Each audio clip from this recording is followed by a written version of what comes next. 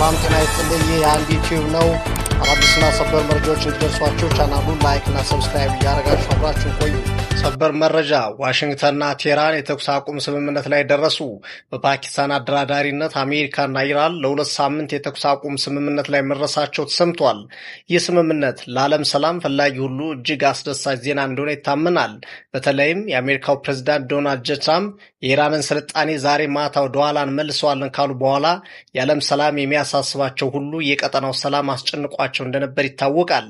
አሁን ላይ እስላማባድ በበላይነት በመራችው ውይይት አመርቂ ውጤት መምጣቱ ተሰምቷል። የዓለምን ኢኮኖሚ በእጅጉ አናግቶ የነበረው ሆርሙዝም ተከፍቷል።